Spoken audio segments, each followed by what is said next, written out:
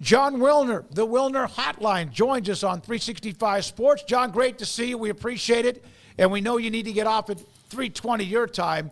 So, in your opinion, with Stanford and Cal joining the ACC in the first year, and then all of a sudden you have this revamp type revenue sharing or whatever they're going to do, incentive-based, was this good news for Stanford and Cal? Does it strengthen their position in the ACC? In your opinion, what does that mean? Well, I don't think it strengthens their position. The degree to which it weakens their position is a little bit uncertain. You know, they have a unique situation. They were desperate in the summer of 2023, so they took reduced revenue from the Big 12, right? Mm-hmm. They are receiving 33% of the ACC's revenue for 7 years, and then it ladders up to, I think, 70 and 75%. And then the final 3 years of the contract, they're 100%. So they're already taking a huge cut. I don't know that the way the ACC is going to distribute the revenue, with part of it based on TV ratings and the Success Initiative, I don't know that they stand to lose that much because they were already getting much less. So they had a bad deal that has a little bit of limited downside risk. But certainly it's going to help. The way the ACC set this up is it's going to help Clemson, Florida State, Miami, maybe North Carolina. And those programs are going to have a better chance to excel, which kind of naturally in a zero-sum game would hurt everybody else, including the Bay Area schools. So what's their plan to get better at football? I mean, so that this, this is where it comes down to. How do Stanford and Cal, in particular, reassess their commitment or enforce their commitment to football that appears from the outside looking in to have waned over the last decade or so? Yeah, for sure it has. Both schools have got new leadership. So Stanford's got a new president, Cal's got a new chancellor. My understanding is that both of them understand this is a tipping point moment for their athletic departments, you know, against the broader landscape of where college sports is headed with revenue sharing. And in particular, it's going to be important to win in football. Look, Stanford is like BYU. It's all a matter of willpower because they have more than enough money, if they want to compete at the highest level. Stanford's campus budget's like $7 billion, right? I mean, a rounding error could fund their athletic department for years on end. Cal's in a little bit of a different situation because it's a public school.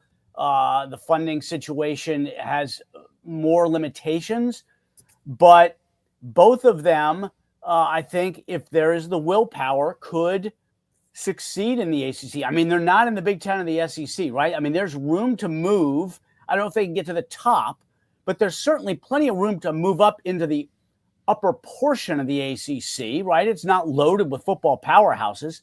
And we'll see what the commitment level is for both schools in the next couple of years. I think the fact that Stanford has hired Andrew Luck as the football GM and that Cal is likely to hire Ron Rivera as their football GM speaks to the fact that the president and chancellor are interested in winning.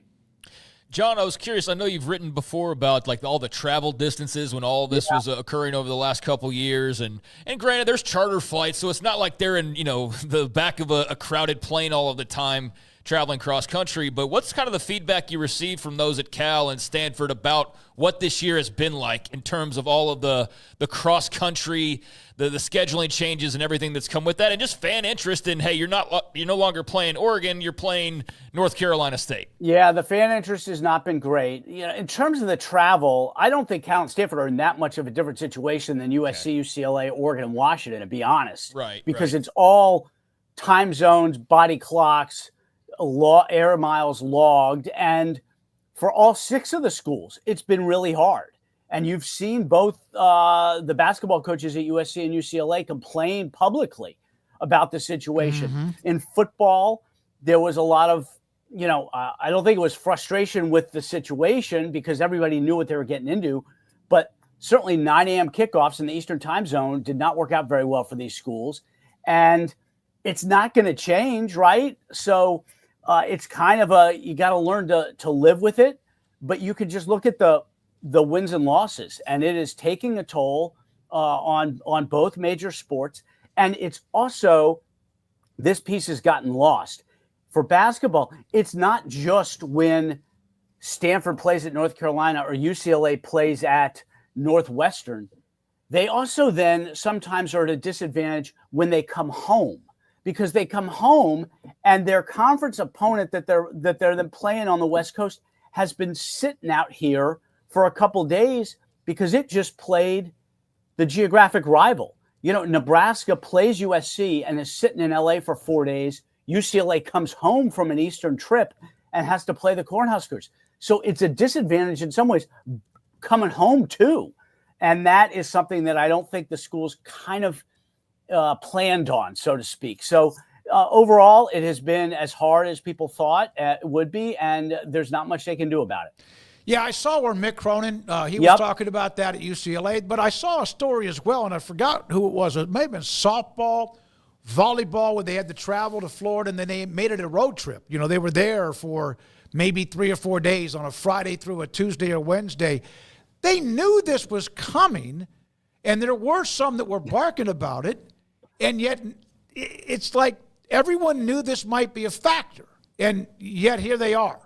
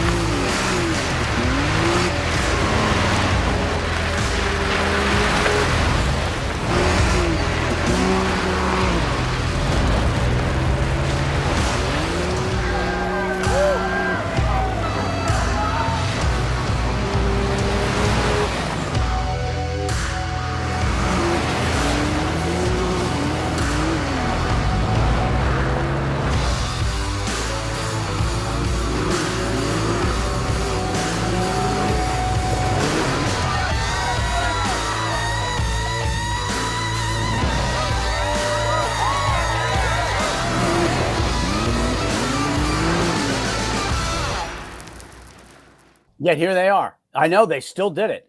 And which is why when they complain, and I'll, to the credit, I have not heard anybody at Washington, Oregon, Stanford, or Cal complain publicly. None of the coaches.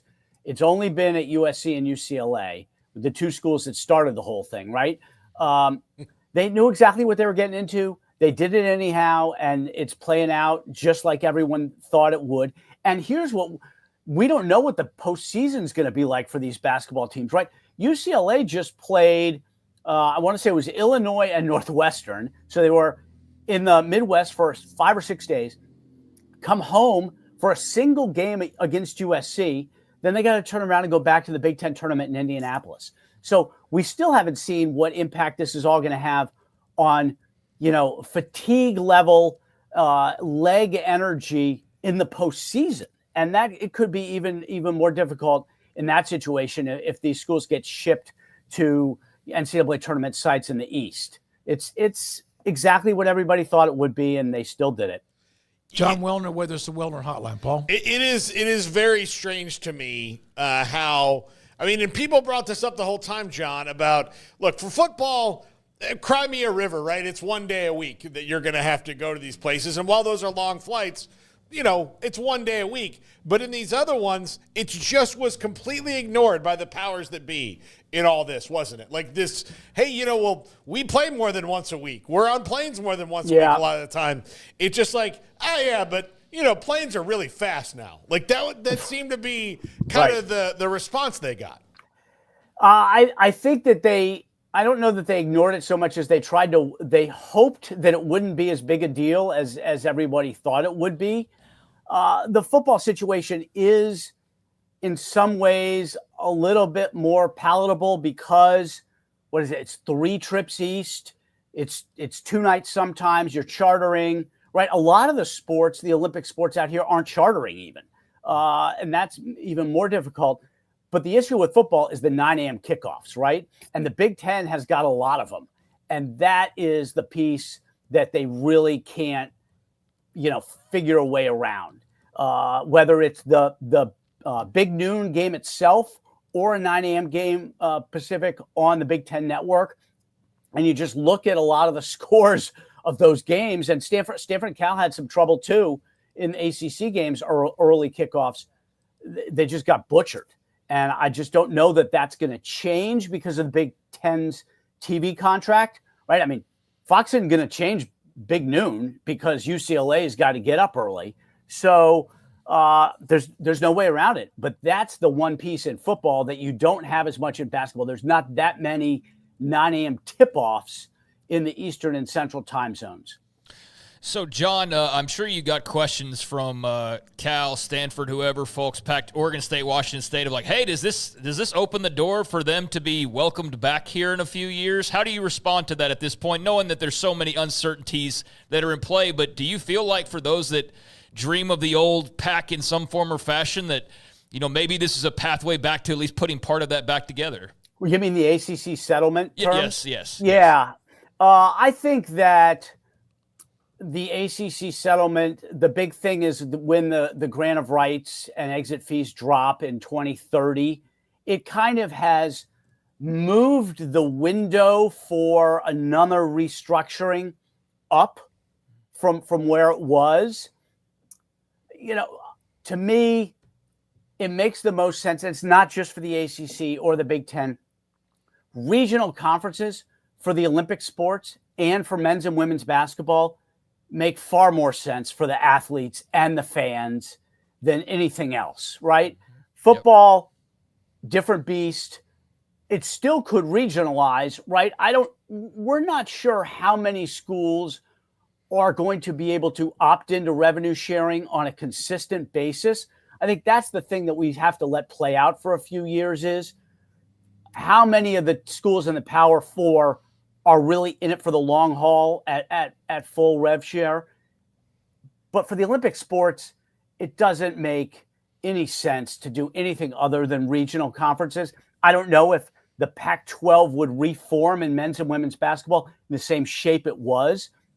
But certainly, if you're just looking at it for the standpoint of the student athletes, it makes way more sense for that to happen. And the ACC settlement moves up the timeline, I think, where it possibly could happen, because it certainly seems like 2030 to 2032, right, is when we could see another shakeout. I spoke with a writer who covers SMU, Billy Embody, and I asked him, I said, so what is the mood today on the campus at SMU? This is after the settlement, the news with Clemson, Florida State, and the ACC. He goes, well, it could be better. And, of course, they're happy as hell. SMU's thrilled about where they are and what they've done. But he said, at least it's not in the next couple of years. It's 5 years, and everybody has a chance to react to make sure they're in a better spot no matter what the future holds. Is that the same thing Cal and Stanford feel like? I think so. It's basically, it gives everybody a chance to audition over the next 5 years, right? And somebody told me, if you can get 5 or 6 years of stability in the current environment, that's a win. So I kind of feel like Florida State and Clemson were big winners in this settlement, but everyone else in the ACC was a winner in that they have stability. They know exactly what the time frame is. They know exactly what it takes financially because of the assuming the House settlement is approved in early April.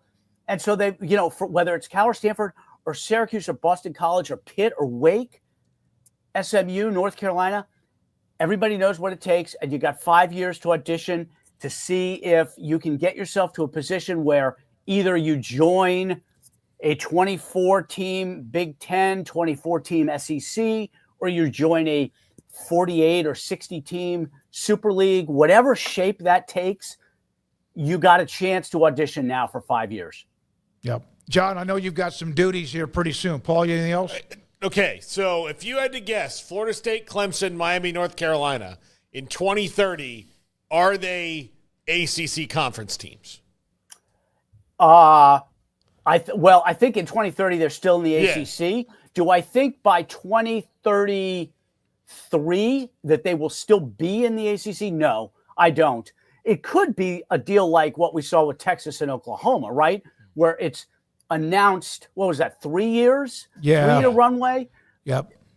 And then they actually make the shift. But I think in the 2030, 31 range is when the decisions will be made, whether the changeover actually takes place. Then I'm not quite sure. I would bet it'd take a couple of years, but it's certainly not going to be, in my opinion.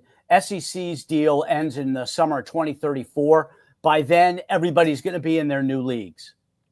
Jon, you're the wizard out west, and we appreciate your time. And while we have you, since I don't know when we'll talk to you again, I wanted to at least ask you about the Pac-12 and the Mountain West and the move at least to intermediation and just kind of how would you sort of summarize where you think we are right now with that whole situation? Well, they haven't decided to meet for mediation yet. I think that might happen.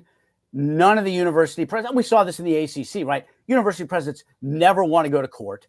They do not want discovery. And it's the same thing out here. My guess is that they will settle. And a settlement is bad for the Mountain West, I think, because they have promised UNLV and Air Force $20-something million based on what they were expecting to get from the Pac-12 and the poaching penalty and from the 5 departing schools with their exit fees. And if there's a settlement, it stands to reason that UNLV and Air Force aren't going to get what they were promised. Does that mean they're gonna up and leave? It doesn't, but it certainly adds an element of uncertainty to the Mountain West future. You know, it's with realignment, it's never done until it's done. And even though the Mountain West has made a lot of plans and they got UTEP and Northern Illinois, the whole thing is not settled yet. I think we will have a better idea in the next, say, 60 days because of the mediation potential. So, maybe by May 1st, mid-May, we'll have a decent idea what that's going to look like. Appreciate your opinion, feedback, and also the insight, knowledge from the west part of the country, although you do cover the rest of the country too. Jon, thanks for your time, man. It's all interconnected. Thanks a lot, guys. Yes, yes, it is. My God, yes, it is. Jon Wilner, the Wilner Hotline.